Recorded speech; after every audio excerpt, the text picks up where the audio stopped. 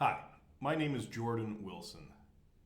I'm here today with Robin Koroluk, and we're both on the board of the CFA Society Saskatchewan.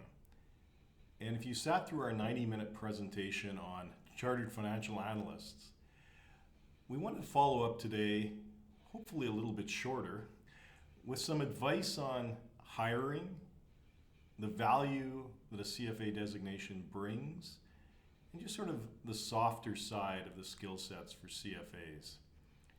My background is someone that's hired people in Western Canada, whether that's been accountants, whether that's been people in the oil industry. I've also hired people in the Caribbean, Singapore, United Kingdom, and Switzerland, where I lived for a significant period of time. So I'm used to hiring people of all walks of life and all backgrounds. And so hopefully I can give you a little bit of tips and advice and thoughts for how you create your own resumes and go through the interview process yourself. I'll turn it over to Robin now, and she can give a little bit about her own background. Thanks, Jordan. Hi, everyone. My name is Robin Koroluk. I'm a portfolio manager and senior wealth advisor with Scotia Wealth Management. I obtained my Bachelor of Commerce from the University of Saskatchewan in 2010 and CFA Charter in 2017. At present, I work on a team of 7 where we do a lot of hiring and I'm able to share some best practices through my experiences through Scotia. So, Jordan, why don't you start us off with some question and answer here? Okay. I think one of the things that a lot of university students who are coming out, and you've hired a few recent graduates, I know that for a fact. What are you looking for within your wealth advisory, or what some of the other teams are looking for when they hire? So I think what you're suggesting a new green, let's call it, person coming out from university. They're gonna really have not too much work experience. Really, all of their knowledge is gonna be based on what they've learned through education. I do believe that those individuals are motivated. So having that drive is something we would look for, depending what they've accomplished throughout their time in school. We're gonna essentially figure out what their career path may look like, what they want to accomplish as well. I just want to know that they're willing to put the time and energy to get the job done. So I don't expect you to come in on day one and know everything, but I want you to be coachable and I want you to be independent. What would you suggest? Well, I just wanted to jump in on one of the things you said, because I think it's very relevant, is as a university graduate, you know nothing, less than nothing. I went through that when I worked in public accounting. I came out with an accounting major and I thought, I know a lot about accounting. And then I got into Price Waterhouse and I realized I knew zero. And so I think that your bosses, when you come out of university, they know you know nothing. They expect you to know nothing. Right. So there's no need to try to impress your boss. So that's sort of the first thing. Be a sponge. Ask questions. Right. Pretend you know even less than you do. Some of the best people that I've worked with in my life, including one fellow that's top 5 in the entire world in trust law. You go out for a drink with him after work, and he spends all his time picking your brain on management and investing and finance. Another fellow I knew was a barrister in the United Kingdom. Same thing. Questions, questions, questions. So don't be afraid to show that you don't know anything. Right. And I think when you try to show that you know too much, it comes out pretty quickly. Yeah. And then everything you say becomes suspect. So that's sort of the one piece of advice I tell people. Very true. And again, if you're 10 years in industry and you still don't know anything, that's a little different. But coming out of university fresh, or as Robin said, green, there's no expectation that you actually know much. So be a sponge, ask lots of questions, show that you want to learn. I can teach you skills. I can't teach that desire to learn. Right. So what skill sets or intangibles would you say are really critical to hiring that person, that right candidate? Well, first we'll talk skills. Mm-hmm. Now, we're talking finance graduates or people going into finance careers. Right. So we presume that maybe you already have a base understanding of some finance or accounting or whatever your background is. Right. But if you're coming into a wealth management position, there's more than just crunching numbers or knowing how to calculate things. So you may need to learn some tax, because everything in investing or finance is after tax basis. So again, if you're dealing with clients, you need to know marginal or effective tax rates. You need to understand how dividend tax credits work, because you want to look at your net returns. So if you're in financial planning or wealth advising, then having a bit of a tax background is important. Robin's got her insurance license, I believe, in multiple jurisdictions, because in part some of her investment strategies involve insurance. Risk management is always key. But again, it depends on the type of job. If you're working in a company, in their treasury or their operations or finance departments, maybe you don't need to understand how dividend tax credits work. So where you intend to work is sort of the auxiliary skills, technical skills that is, that you develop. Now, as you move up the ladder and start managing staff, and Robin, like you probably have 4 or 5 people under you, 6 people under you, then you need to understand how to manage people. Maybe also to lead people, but that's 2 separate concepts. So there's the organizational theory type courses, there's the human resource type skill sets, the interpersonal skills. I think in the long conversation that we had when we did the big presentation, I might have mentioned my first controllership. You know, I'm trying to manage like a girlfriend unsuccessfully, and yet I've got staff coming in who are subject to domestic violence, whose husbands have left them after 40 years of marriage. You know, I'm in my early 20s. I have no skill sets. You know, Price Waterhouse taught me many things. They didn't teach me how to deal with someone whose husband beats her. So those are skills you have to pick up if you want to be an effective manager. The other thing I'd mentioned in the long presentation was, as you move up, that becomes more and more prevalent. So I was in a senior executive program, and one of the things that we did was videotape us running a meeting. And then we get critiqued on our body language, the words we use, you know, how we run meetings, because there's so many of those hidden cues that you give off. The other big skill set is your English skills, your communication skills, both oral and in writing. Everything I do that goes out the door reflects on me. So I have to be able to write properly if I give that to a boss, if I'm internal, if I give it to a client.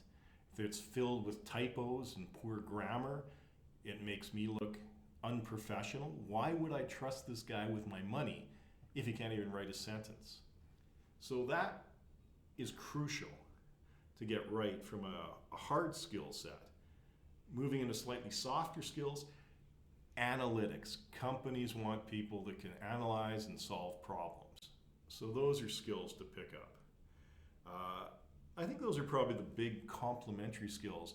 Figure out what career path you're interested in, and that'll sort of lead to the hard skills that you want to add, whether that be mutual fund sales licenses, insurance licenses, or maybe you want to get in-depth into tax. That's interesting. I think you're bang on with what everyone's looking for. If I were to see a CFA designation on your resume, what does that really tell you about that person? Do you mind elaborating on that a bit? Not at all. I think that's a hugely important question, and I'm glad that we just thought of that without any pre-planning. But I think that to me, that's the value of going through the CFA designation. I don't really care, personally, about the CFA designation. It doesn't really mean anything to me. But the CFA designation, the part that does mean something, is that it tells me about you as a person. So, Robin's a CFA. The first time I met her, I don't really care if she can calculate modified durations. But what having a CFA tells me about her is that she has the ability to learn new skills, and quickly. So there's a very limited learning curve if I hire Robin, because the CFA program is so difficult to get through, and it's got such a breadth and depth of knowledge that you have to have some intelligence to get through the program. So that's the first thing it tells me. She can learn, and quickly. Second thing is there's such an emphasis in the CFA program on ethics and standards that it tells me that she is going to come into my company and operate in an ethical fashion.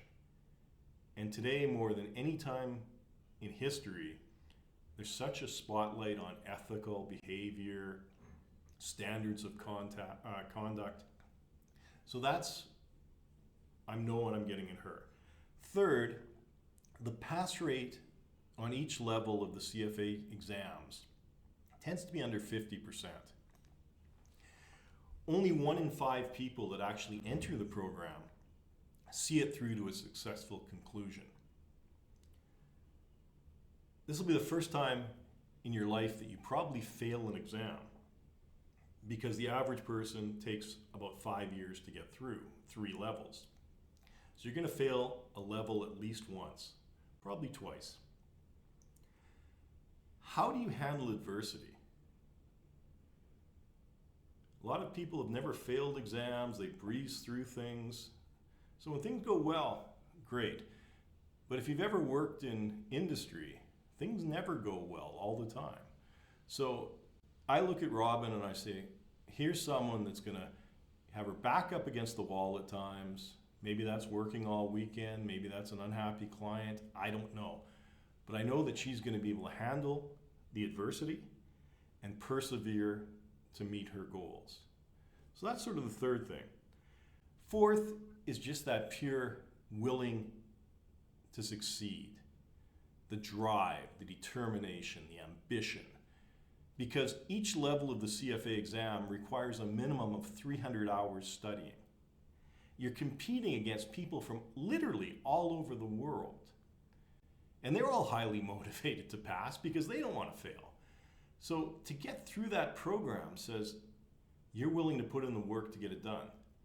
I got something that needs to be on my desk or my boss's desk 9 a.m. on Monday morning, and it's suddenly Friday at 3 o'clock. I give that job to Robin. I know it's going to get done, and correctly. That's what I want. And then again, because of the breadth, the depth of the CFA program, you need to have strong time management skills. So when we add those together, ability to learn quickly, act ethically and professionally, handle adversity and persevere, display intelligence, commitment, drive, and time management skills, that's what I want in an employee. And it doesn't matter if I'm changing tires or doing oil jobs at Mr. Lube, that is what any company wants. I've seen those 3 letters on a resume. It's telling you that whole story. Exactly. It's telling me who you are as a person. And that's even more important, just to drag the conversation out, is I've hired people literally all over the world. So sadly, no one knows the University of Saskatchewan or the University of Regina.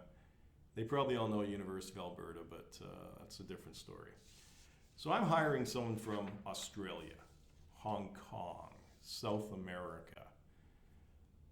I have no idea. University of Adelaide. Is that a good school, bad school?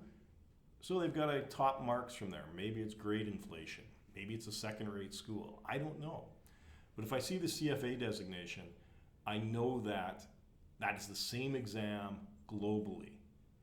And it's the same as well if you're a CPA or a CFP, because everything there is very much limited to a country-by-country basis, so it's hard to compare. CFA, truly a global designation. So for Robin, I think one of the questions that we've discussed as well is there's a variety of backgrounds to become CFAs. But when you're looking to hire someone in your practice or people you know that are CFAs hiring, do you really only want to look for people that have finance backgrounds, or what sort of, core, is that preferable, or, what kind of skill sets do you look for on that initial? I think, Jordan, we talked about this a little bit before, but I tend to agree with the comment around we want to hire someone that is coachable. So whether they have a finance background or not necessarily a deal breaker. We also want them to be someone that is going to be able to grow into that role. So, we don't want to hire someone that's ready for the role today, because they're probably not going to be here 2 years from now. And the reality is, you can't blame people because they need to be challenged and see their career grow as well. So, no, they don't need to have a finance background. Sometimes it is preferred depending on the role you're hiring for, but I think it comes down to attitude and drive and ambition, and the rest of it can be taught. Now, one of the things that you and I have talked about is, if you look at Saskatchewan, its industry base here is heavy in agriculture, heavy in natural resources. So what you're going to find directly or indirectly, a lot of clients are going to be impacted, again, directly or indirectly, by natural resources or agriculture. If I'm out with people that I associate with, agriculture for many of them is important. So having that in your case, coming from a farm background, does that help you better relate to clients? Absolutely. I think it's so important for you to have a good understanding of the clients you're dealing with, to be able to relate to them. So whether that's agriculture, construction, legal work, medical professionals, there's so many areas, and I'm sure you can relate a lot more just based on the global work you've done. But I think it's so important to have that basic understanding, truly everything. And that's, I think, why the finance industry is really fun, but also challenging, is because you are expected to know pretty much everything. Yeah, and I think that if you live and want to work in Saskatchewan, there's a good chance that natural resources are going to come into play. Mm-hmm. So if you're an accounting major or you're a finance major, maybe you go work for Nutrien, maybe you go work for 𝐄𝐦𝐿, maybe you work for Ernst & Young and your audit clients are natural resource companies. So developing skill sets in that area, taking a geology course or a petroleum engineering course in college is something that will help your skill sets when you go work. And if your clients, if you're a wealth advisor and some of your clients are working in or around natural resources, again, you can better empathize with the highs and lows that they're going through as far as their industries are impacted. And So again, that probably in many ways is more important in creating relationships which lead to business Right. than, hey, I can calculate modified durations. Right. So one thing through our mentorship that we've been doing for lots of the high schools, universities, the question we get asked often is, you know, what to prepare themselves for an interview, like what really do you need to bring to the table when you're interviewing for that job that sets you apart from the next person? What would you suggest? Well, I think that if we're talking university graduate level or SciS graduate level, wherever you're sort of at, is you're all the same, plus or minus. Most of you, plus or minus, have the same grades. You all take the same courses. So if you're an accounting major, you all take the same accounting classes, finance. So there's really, you're generic, you're a commodity.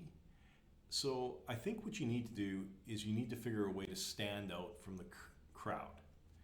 And that could be, again, if I was reviewing resumes for an accountant or finance, and I saw one of the students is taking a geology course, I say, this kid gets it, understands that I'm going to work in a predominantly natural resource industry or province.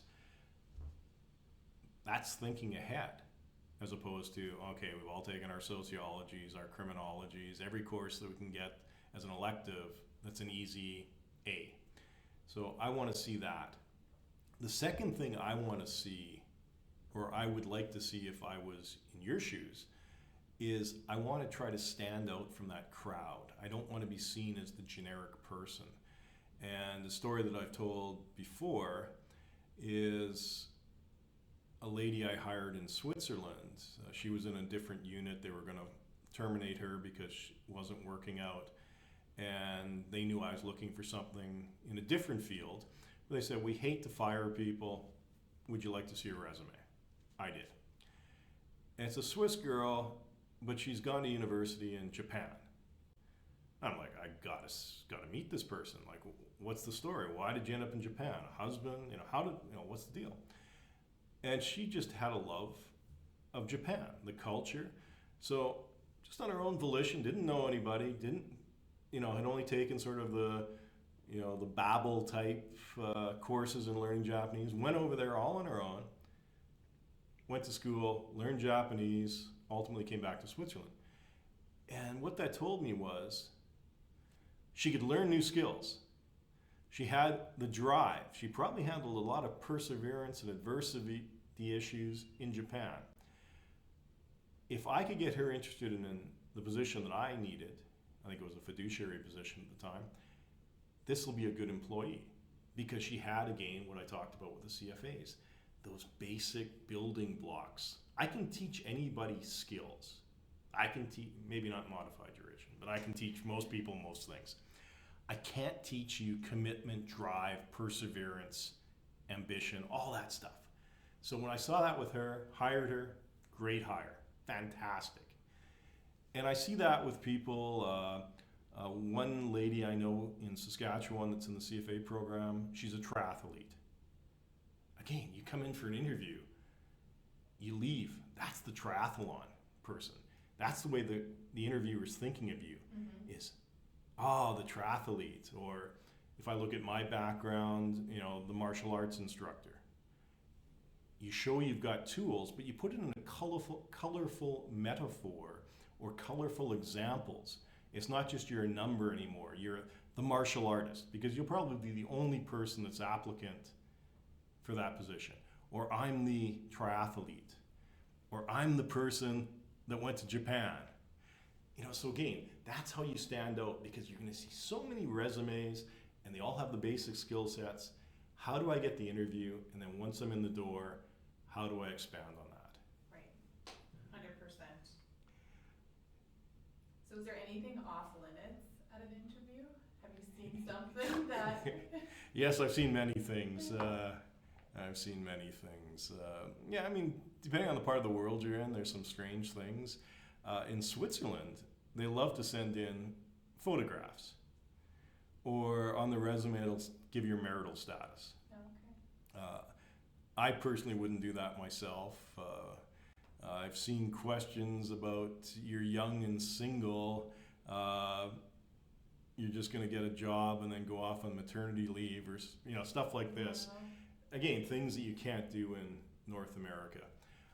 The one thing I would say is, be honest when asked a question. If you do think something's out of bounds, I would just say it. You're probably in Canada not going to come across out of bound questions. The bigger thing, though, that just came to mind was when you give examples or somebody asks you a question, be precise, be definitive. Okay, I see you took some Taekwondo. Yes, I'm a Taekwondo. I spent a significant part of my life training in Taekwondo. Well, that's interesting. Next question. Or you could say, yes, I'm a second degree black belt in Taekwondo, and I'm a third degree referee. I'm also a level 2 Krav Maga instructor. So again, you're being precise. And in a finance or accounting or business type interview, people like precision. They don't like nebulous. Because nebulous kind of says, he's fudging these things.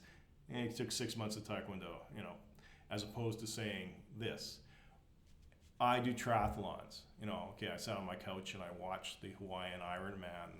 That's my idea. Or last year I attended, the triathlon in Calgary and the triathlon in the Okanagan Valley, and I finished 47th out of 256 competitors. That precision, that definition will resonate more in people's minds, especially in finance or accounting or business-related positions. Right. It's that clarity. Yeah, absolutely. So I think from your side, one of the things that we've talked about in the past is past successes that you might have had. Like what is worth bringing up? So in your life, if you came off the farm or something, I'm not saying it, but you're probably coming out of college. You don't have, I circumnavigated the globe in a hot air balloon, these type stories. Right. So when you're hiring somebody who doesn't have a wide range of successes that they can proffer, why should we hire you? Mm-hmm. What kind of things do you like to see? And again, we've already talked about the drive and the commitment, but what sort of success stories or things would you like to see that aren't, say, I'm a triathlete or I'm a martial artist? I think two things. One thing, if just even growing up, how you were raised, such as being raised on a farm here in Saskatchewan carries a lot with it. It really talks about your work ethic and kind of tells a story of its own. I also do believe that any time that you have, you should be making worthwhile. So you should try and go have those successes, whether it be taking additional courses, volunteering, whatever you're interested in, because that person interviewing you is going to understand if you're just doing it to add to your resume or if it's a true interest and passion for you. But you should focus on figuring that out as well, rather than maybe going out to the bar or or all those things that really don't add value to your skill sets. Yeah, I think that's, the 2 points that I'd add on to what Robin just said are one, I used to know he's a former now managing partner at one of the major accounting firms in Saskatoon. And he said he always preferred to hire students or articling students who were raised on farms, because he inherently knew that they'd have that work ethic. So it's not saying he just discarded everyone else, but he saw that farm background and he knew that there'd be the work ethic, the proper attitude, all that stuff that I talked about earlier. Mm-hmm. And so look at your background and figure out what sort of successes or what sort of activities or all that stuff in your past will show that you can learn, show that you have the work ethic, the drive. And many people, especially young, they disregard some of their own past. I met a girl who is a university student who worked as a baker in the summers. Very nice lady, but I'm talking to her and she said, oh, I did baking. Well, okay, maybe that's not, again, 20 years from now, that's not a huge story, but right now, you get up every morning very early. You've got to make someone's birthday cake. There's the attention to detail. You can't just say, oh, I had a rough night last night, I'm going to sleep in and skip that. So there are things in your background. So just sort of figure out how you address, I can learn new skills. I have the ability to handle adversity and persevere. I have intelligence and work ethic. I manage time. And then look at your own background and say, what stories do I have that I can share in an interview? And think of those beforehand. And I think the final thing that I would say before we wrap up, at least from my side, is find the nasty uncle. That would be me in many cases. The devil's advocate. I would rather kick you in the butt before the interview and grill you and ridicule you or whatever to get you ready for the interview than for you to go in and suddenly get asked a tough question that you hadn't prepared for. So find somebody who's going to critique you and look at your resume, look at your experience and say, so one thing you might not see, but is the challenge question. So, Robin, you're from a farm. That means nothing. You have no business sense, you have nothing. I'm not going to hire you. Why should I hire you, a farmer? Those are the questions you might get because they want to see how, when you're challenged, when you're on your back foot, how you respond. And most people don't respond well to things they haven't anticipated. So think of the questions, think of the gaps in your resume, the gaps that they should challenge, and find someone to ask you those hard questions. Think about them so that when the interview comes, you're prepared to respond. Absolutely. Yeah, the only thing I would like to reiterate before we wrap up here is just to focus on building that resume rather than trying to sweet talk the person that's interviewing you, because I have seen that and I have seen through it, and I think you really should focus on building up your skill sets. That's going to help you throughout your entire life. Yeah, and I think on that last point, like two things is one, the person that's interviewing you or is talking to you knows a fair bit, so they're going to see through the superficial comments that you make to try to impress them. Now, if they don't, you probably don't want to be working there anyways, but the fact of the matter is that they're going to quickly figure out if you're snowing them. So I'd rather say I don't know than try to make up something. So I think that's important.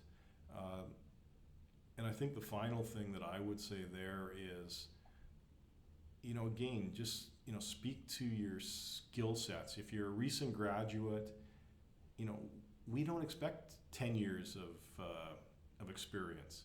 Again, if you're 35, that's different. And what Robin is saying about building up your skills, we kind of live in a world of instant gratification. Now, if I want to become a black belt in a martial art, I can't do that in 6 months. It's got to be a multi-year process. If I want to learn a foreign language, it's a multi-year process. Becoming a CFA the same way. So sort of look out 5 years, say, where do I think I want to go? And then start taking those courses now.